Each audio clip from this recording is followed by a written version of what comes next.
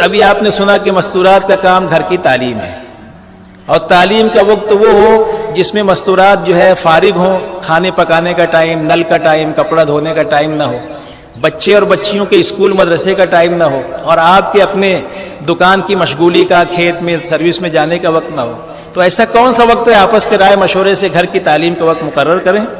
اور جیسا کہ بات آئی کہ دو چیزوں کے ساتھ تعلیم، اور صاف صاف بات مولانا نے کر دی کہ ہم لوگ اصل میں تعلیم میں شریک نہیں ہوتے، اس لیے 6 صفات کے ساتھ تعلیم نہیں ہو رہی ہے، ورنہ ہم شریک ہوں۔ یہ 4 ماہ والے اتنے لوگ چلے والے کتنی تعداد آپ نے سنی کارگزاری میں، اتنے گھروں میں تو تعلیم شروع ہو جائے گی ماہ 6 صفات کی۔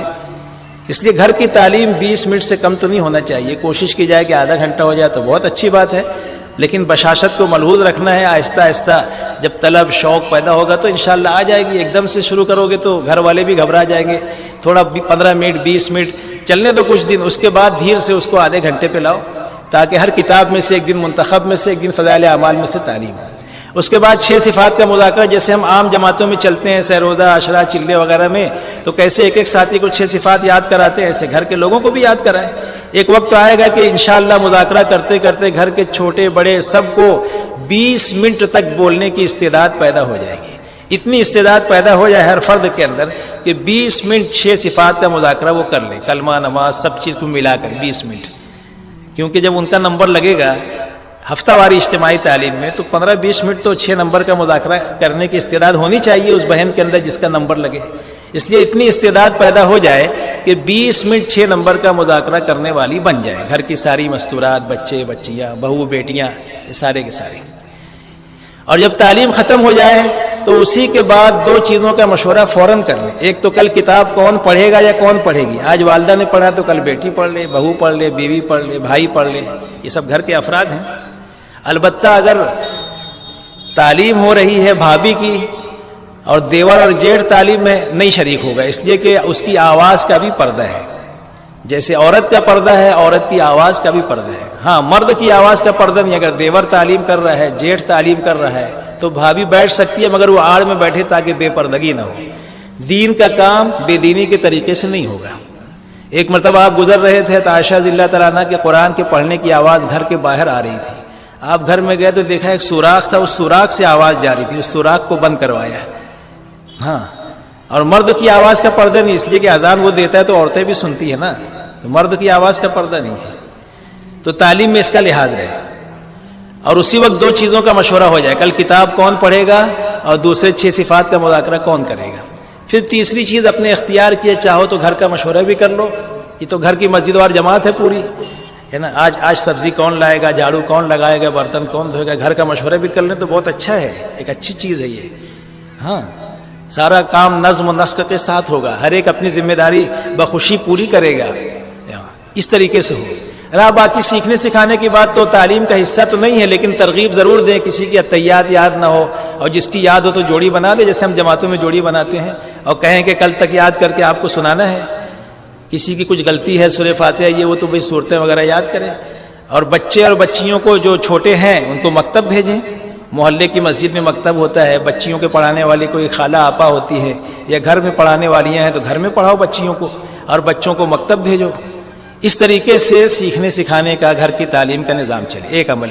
دوسرے، نماز کا اہتمام گھر میں ہونا چاہیے، بلکہ جیسے مرد حضرات اپنے متعینہ وقت پہ نماز پڑھتے ہیں، گھروں میں بھی تقویم اوقات الصلاۃ کا لا کے چارٹ لگا دو سال بھر کا، تاکہ عورتیں اس میں دیکھ لیا کریں آج کا صبح صادق کب ہے، آج کا طلوع کب ہے، زوال کب ہے، غروب کب ہے، عشاء کا وقت کب شروع ہو رہا ہے۔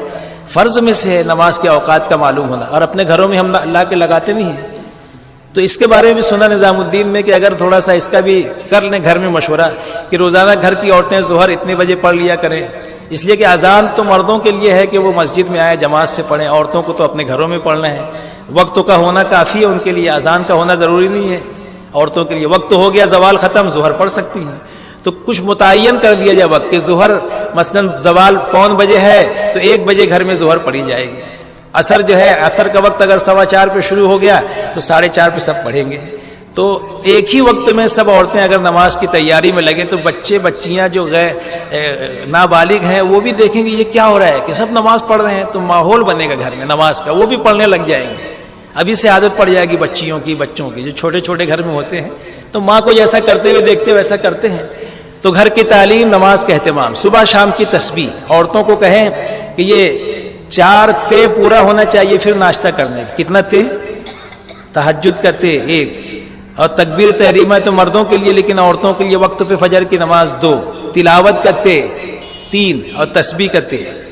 تو 4 تے پورا ہونا چاہیے، اور 5ویں اشراق بھی پڑھ لیں. تو گھر میں جو ہے اس طریقے سے تسبیح، تلاوت، نوافل کا اہتمام، اس کی بھی ترتیب گھروں میں بننی چاہیے. جس گھر میں تسبیح، تلاوت، اللہ کا ذکر ہوتا ہے، وہ گھر آسمان والوں کے لیے ایسے چمکتے ہیں جیسے زمین والوں کے لیے چاند اور ستارے چمکتے ہیں. شیاطین، لو بلا، بیماریاں اس گھر سے نکل جاتی ہیں، پریشانیاں نکل جاتی ہیں، خیر آتی ہے اس گھر میں. یہ اعمال گھروں میں ہونا چاہیے. گھر کے اعمال کہلاتے ہیں، اس کو گھروں کے اعمال کہتے ہیں. آنے والی بہنوں سے دینی بات چیت کی جائے. جو بہنیں آتی ہیں گھروں میں جہاں تعلیم ہوتی ہے، جہاں کی مستورات وقت لگاتی ہیں، اللہ اس گھر کو مرکز بنا دیتا ہے. عورتیں آتی ہیں پوچھنے کے لیے، خوش ہو کے جاتی ہیں کہ یہ گھر ملا کہ ہمیں یہاں دین ملا، سنت شریعت ملی، گھر میں سادگی ملی، غیر شرعی چیزیں نہیں، بچوں میں ادب نظر آیا، صاف صفائی نظر آئی. ان کے گھر جا تو تیری میری غیبت کی بات سننے کو نہیں ملتی، آخرت، دین یہ ملتا ہے. اور عورتوں کو بھیجیں گے، جاؤ اس گھر میں بڑا اچھا سکون ملتا ہے. ہاں، تو اللہ اس کو ہدایت کا مرکز بنا دے گا گھروں کو. تو عورتیں دعوت کی، دین کی بات کریں. 6 صفات کے مذاکرے کا مقصد ہی یہی ہے کہ ہر گھر کا فرد داعی بنے. کیا بنے؟ اور قرآن حدیث کی روشنی میں ان صفات کی اہمیت کو سمجھانے والا بنے اور بنے. اس طریقے سے ہونا چاہیے. آنے والی بہنوں سے دینی بات چیت. 5ویں چیز یہ کرنا ہے کہ اپنے گھر کے مردوں کو عورتیں جو ہے وہ اللہ کے راستے میں بھیجنے والی بنے. اس لیے گھر کی تعلیم کا جز ہے کہ 6 صفات کے مذاکرے کے بعد جس کا بھی 6 نمبر ہے وہ آخر میں تشکیل کرے کہ اس ہفتے سہ روزہ کس کا ہے. ہاں، بیٹے کا ہے، بھائی کا ہے، شوہر کا ہے. اور آنے والے مہینے میں چلہ کس کا ہے. روزانہ چند جملے میں تشکیل بھی ہو گھر کے افراد کی. یہ گھر کی تعلیم کا جز ہے، حصہ ہے. اس طریقے سے گھر کا یہ ماحول. مردوں کو بھیجنے کی ترغیب. عورتیں اس پر جو ہے تیار ہو کہ اپنے گھر کے مردوں کو بھیجنے والی بنے. بچوں کی دینی تربیت، پاک صاف رہنا، صاف ستھرا رہنا، یہ ساری تعلیم، چھوٹی چھوٹی دعائیں یاد